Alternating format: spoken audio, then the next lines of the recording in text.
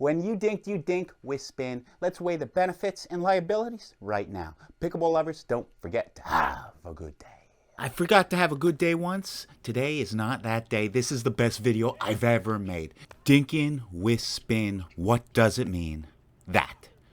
What power you could have. What responsibility you could hold. However, with great power comes great responsibility.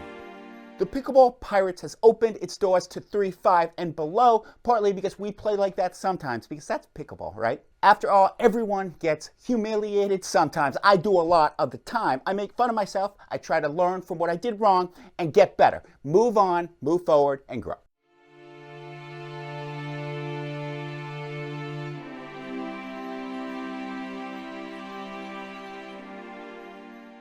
When you watch some senior pros coming from tennis, they are using a lot of spin on that dink, especially that topspin dink like Joe Perez. Let's look at it right now.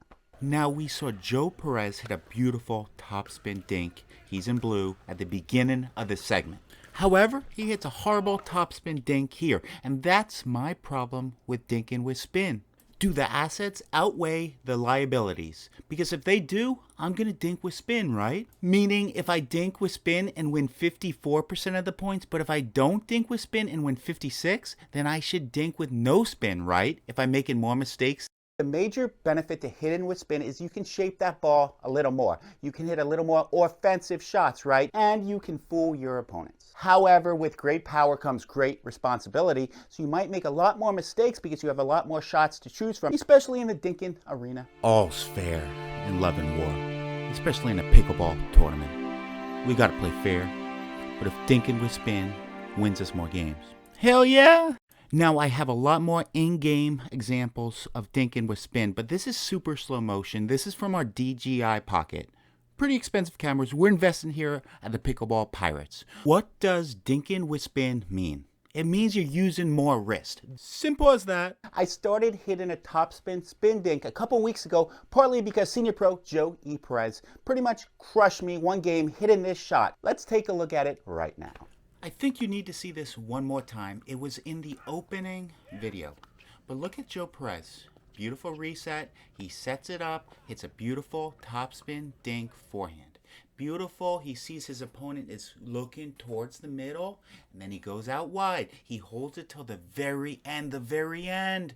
Look at him. He sees his opponent's move. And then he goes. Like a little doggy. When the spin dink works, it makes you look and feel like $1 million. But look at the top left-hand corner cliff. This is a fun point, right? And then he tries a somewhat of a dink, right? Hybrid dink drop. What did this do? This got him in trouble because he was trying to be too cute. You know, like Emily from 6th grade that you always had a crush on, too cute. He's trying to be too cute.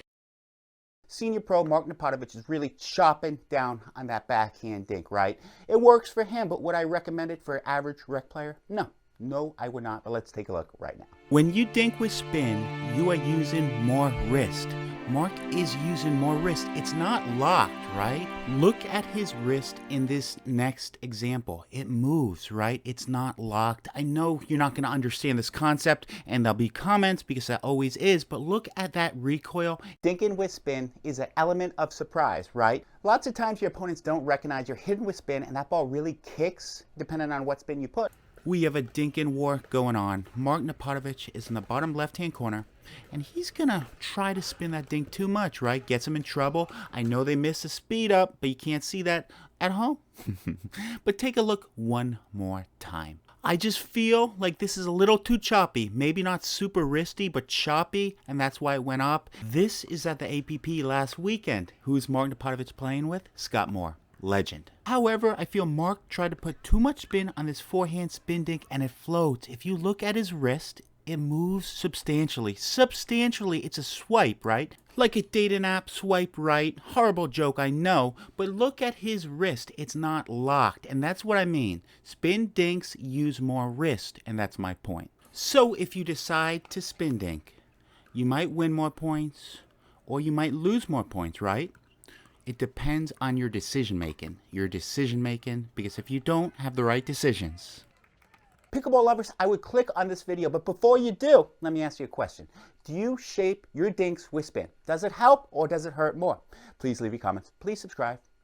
And don't forget, we got a lot more game tape, a lot more things. As we get better, you get better. And that's what we care about, growth and remembering to have a good day.